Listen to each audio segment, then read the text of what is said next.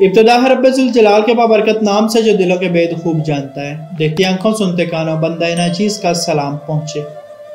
30 minute والدین کے اکلوتے بیٹے اور 2 بہنوں کے اکلوتے پڑھے لکھے بھائی جنید کا اپنے محلے کے ایک نوجوان سے جھگڑا ہو گیا۔ ہاتھا پائی ہوئی اور کچھ گالیوں کا تبادلہ بھی ہوا۔ جنید گھر آیا اور اپنے کمرے میں بیٹھ گیا۔ اس نے اپنے دشمن کو مارنے کا فیصلہ کر لیا اور الماری سے پستول نکال لیا۔ اچانک اسے اپنے ایک دوست کی نصیحت یاد آ گئی۔ دوست نے اسے ایسا کوئی بھی انتہائی قدم اٹھانے سے پہلے 30 منٹ کے لیے واردات کے بعد کی صورتحال تصوراتی طور پر دیکھنے کا کہا تھا۔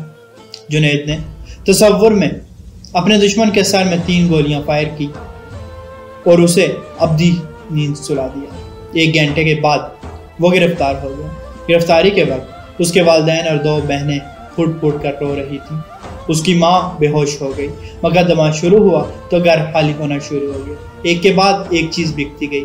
بہنوں کے پاس تعلیم جاری رکھنا ناممکن ہو گیا اور ان کے ڈاکٹر بننے کے خواب مقدمے کی فائل میں حج ہو گئے۔ بہنوں کے رشتے آنا بند ہو گئے اور ان کے سروں میں چاندی اترنے لگی۔ جیل کی سلاخوں کے پیچھے ہر ہفتے والدین اور بہنیں ملاقات کے لیے جاتے۔ بہنوں کا ایک ہی سوال ہوتا کہ بھیا اب ہمارا کیا ہوگا؟ ہم اپنے بھائی کے بستر پر کسے سلائیں گے؟ ہم بھائی کے ناز نخرے کیسے اٹھائیں گے؟ بھائی کے پاس کوئی جواب نہیں ہوتا۔ فیصلے کا دن آیا اور جنید کو سزائے موت ہو گئی۔ سزائے موت کی تاریخ مقرر ہو گئی۔ 25 منٹ گزر چکے تھے اور جنید کے جسم پر لرزہ طاری ہو چکا تھا۔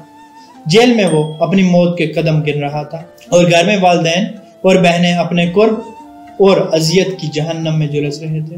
جنید کی آنکھوں پر کالی پٹیاں بندھ گئی تھی اور اسے پھانسی گھاٹ کی طرف لے جایا گیا۔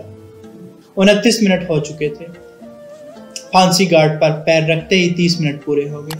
جنید پسینہ پسینہ ہو چکا تھا۔ اس کے جسم میں کپکپی طاری تھی۔ اس نے پستول واپس الماری میں رکھ دیا۔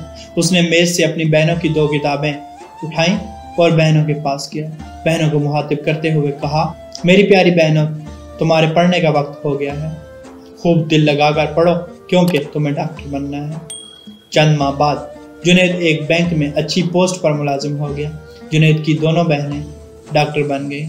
وہ ایک کامیاب اور بھرپور زندگی گزار رہے ہیں۔